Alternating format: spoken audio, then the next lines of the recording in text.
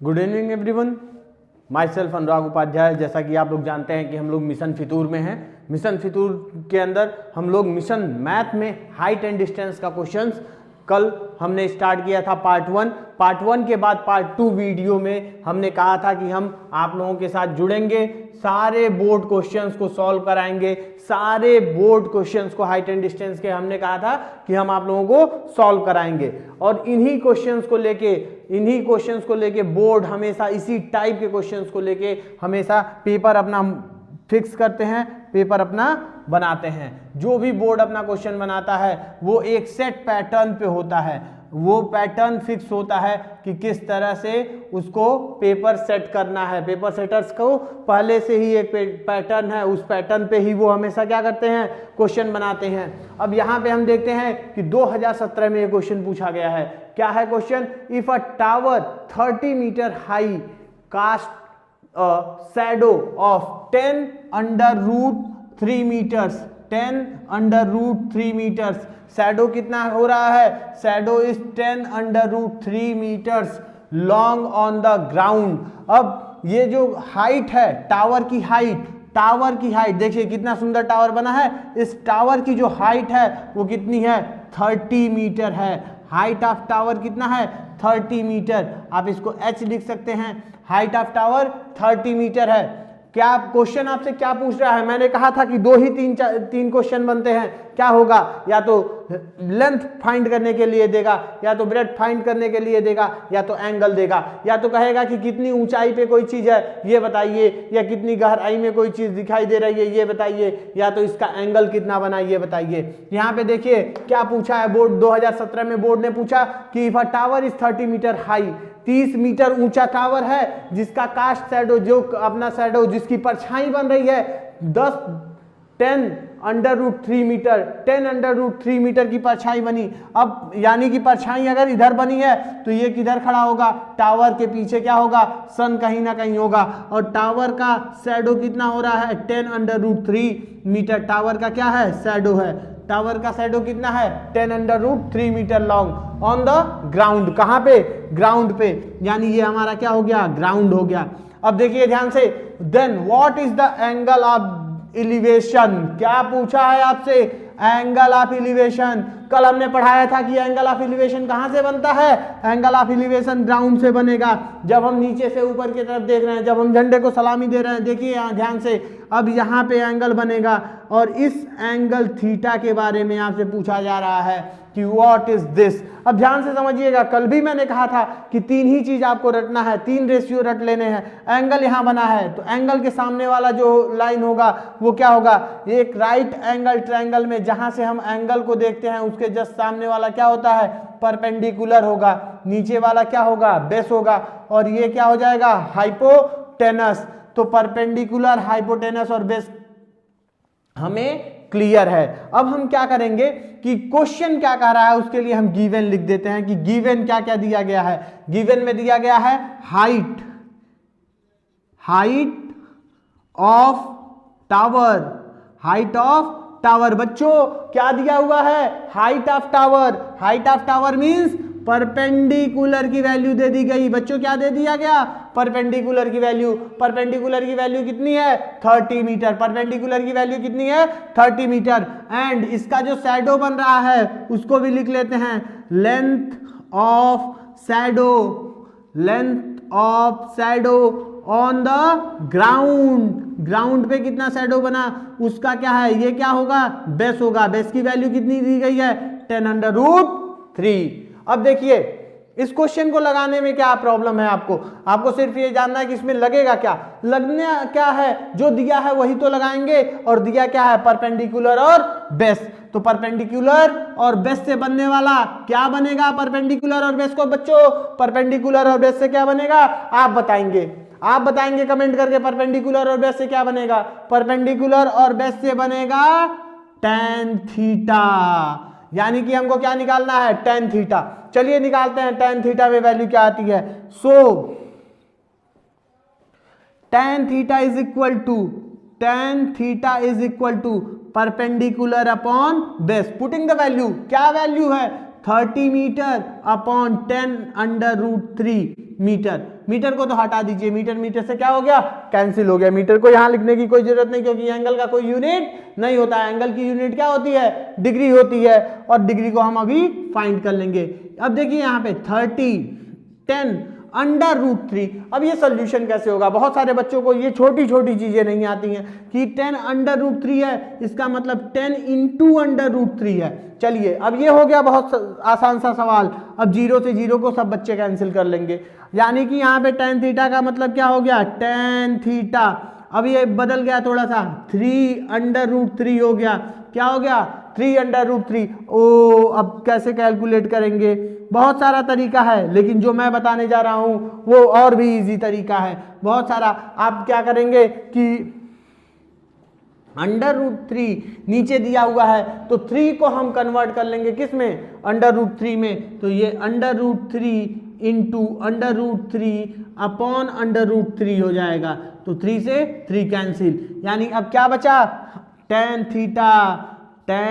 Theta is equal to √3। और कल हमने पढ़ा था tan थीटा की वैल्यू क्या होती है, अगर tan थीटा √3 है तो उसकी वैल्यू क्या हो जाएगी, इसकी वैल्यू tan में कितनी आएगी, tan 60 डिग्री के बराबर आएगी।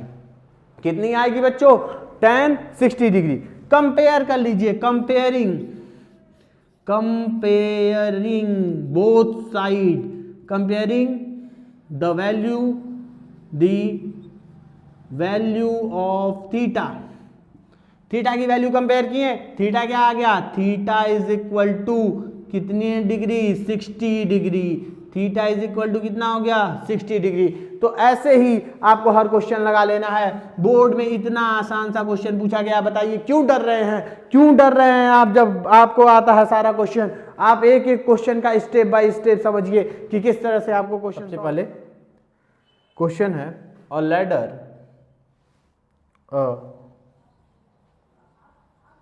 ladder 15 meter long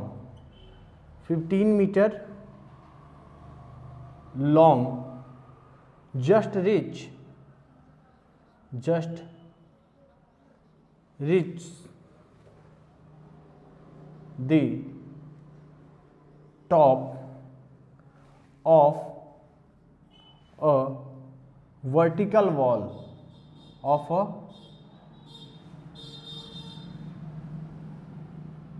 vertical wall. If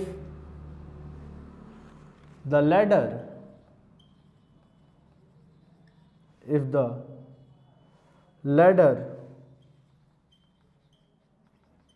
makes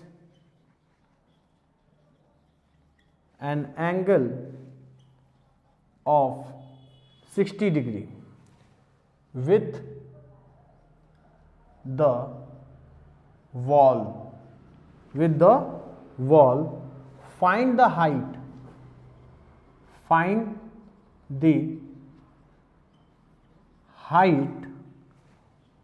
of the wall। किस ईयर में ये क्वेश्चन आया है, 2013। सीबीएसई बोर्ड का क्वेश्चन 2013 में ये क्वेश्चन सीबीएसई बोर्ड में आया है बच्चों। देखिए अब इस क्वेश्चन में क्या कह रहा है, सबसे पहले आपको ये जानना है कि क्वेश्चन में क्या कह रहा है, क्या फाइंड करना है। क्वेश्चन में कह रहा है कि एक लैडर है, एक सीढ़ी है जो 15 मीटर लंबी है, just reach to the top of vertical wall. एक वॉल है आपका, एक दीवार है, क्या है, एक दीवार है, ऐसे दीवार होती है, एक दीवार है, उस दीवार पे ये सीढ़ी क्या हुई है, जस्ट इस दीवार के नीचे ये सीढ़ी लगी हुई है। अब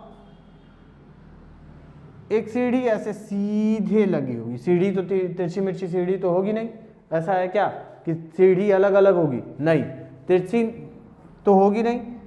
एक स्ट्रेट लैडर लगा हुआ है, एक सीढ़ी लगी हुई है, और कह रहा है कि सीढ़ी की लंबाई कितनी है, 15 मीटर। सीढ़ी की लंबाई कितनी है, 15 मीटर लंबी सीढ़ी लगी हुई है, 15 meter, reach to the top of vertical wall. अगर आप यहाँ से चढ़ना शुरू करिए, धीरे धीरे धीरे धीरे चढ़ जाएंगे। इसी तरह से जैसे ये लैडर है और ये कहाँ पहुँच जा रहा है, टॉप पे, इसी तरह से आपको धीरे धीरे धीरे धीरे ट्रिग्नोमेट्री शुरू करनी है। छोटे छोटे क्वेश्चन से शुरू करेंगे और एकदम टॉप मोस्ट के क्वेश्चन हम लोग सॉल्व करेंगे, जो भी बोर्ड्स में आए हुए हैं सारे बोर्ड्स के ही क्वेश्चन सॉल्व करेंगे। If the ladder makes the angle of 60 degree, अगर यहां पे ये कितने डिग्री का एंगल फॉर्म कर रहा है, 60 डिग्री का, then find the height of wall.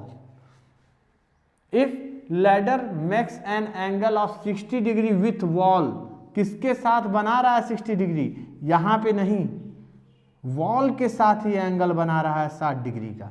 चलिए, तो वॉल के साथ अगर एंगल बना रहा है तो एंगल के जस्ट सामने जो लाइन है वो क्या हो जाएगा, परपेंडिकुलर, और ये क्या हो जाएगा आपका हाइपोटेनस। और क्या पूछ रहा है, बेस, हाइट पूछ रहा है, किसका, height of the wall, height of the wall पूछा है। ठीक है, अब इस क्वेश्चन को लगाएंगे कैसे, एक कोई आपको समस्या इसमें दिखाई दे रही है? अगर कोई समस्या हो तो बताइए। इस क्वेश्चन को लगाएंगे कैसे? गिवन में क्या दिया हुआ है, गिवन में, गिवन लिखेंगे, सबसे पहले गिवन लिखेंगे। गिवन में दिया है length of ladder, length of ladder, कितनी लंबाई दी गई है, 15 मीटर। कितनी लंबाई दी गई है, 15 मीटर लंबा है। अब ये 15 मीटर है क्या एक्चुअल में? अगर राइट एंगल ट्रायंगल में देखेंगे बच्चों, राइट एंगल ट्रायंगल में ये क्या है, हाइपोटेनस है। राइट एंगल ट्रायंगल में ये क्या है, हाइपोटेनस है। देन एंगल कितना दिया हुआ है, एंगल थीटा की वैल्यू दी गई है 60 डिग्री।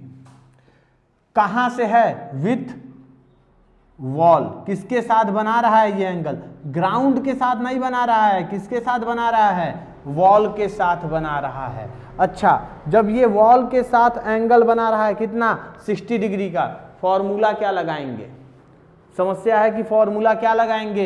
ये हमारा क्या हो गया, फिगर में देखिए ध्यान से, ये हाइपोटेनस हो गया, ये क्या हो गया, बेस। अब हमने कहा था कि 3 रख लीजिएगा, कोई भी 3। अब उस 3 में से देखिए कौन सा 3 है, बी और एच है।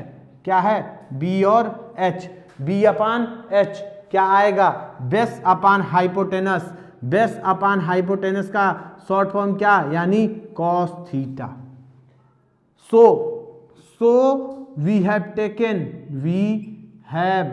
टेकन, हम क्या ले लेंगे, taken cos 60 degree is equal to perpendicular base upon hypotenuse. Base upon hypotenuse, cos 60 degree की वैल्यू क्या होती है, कल ही हमने आपको पढ़ाया था। कॉस 60 डिग्री की वैल्यू क्या होती है, जो साइन 30 डिग्री की होती है, और साइन 30 डिग्री की वैल्यू क्या होती है, 1/2 होती है। बी की वैल्यू पे आ जाते हैं, बेस की वैल्यू कितनी है, ये हमको पता ही नहीं है। एक्चुअल में यही तो बी फाइंड करना है। एच पता है, हाइपोटेनस की वैल्यू पता है। हाइपोटेनस की वैल्यू कितनी है, हाइपोटेनस की वैल्यू है 15 मीटर। तो 15 यहां पे हो गया। सो क्रॉस मल्टीप्लाई कर ले तो b इज इक्वल टू ये 15 यहां आ जाएगा, यानी 15/2, यानी क्या हो जाएगा, 15 में 2 से डिवाइड करेंगे 7.5 meter. That is your answer. कितना आसान सा क्वेश्चन था। आप लोग कहते हैं ट्रिग्नोमेट्री बहुत ही टफ है, ट्रिग्नोमेट्री में हाइट एंड डिस्टेंस बहुत टफ है। देखिए कितना आसान सा क्वेश्चन है। सिर्फ आपको समझना है कि वो तीन रेशियो कौन से आपने बनाए हैं जिसको आपको यूज करना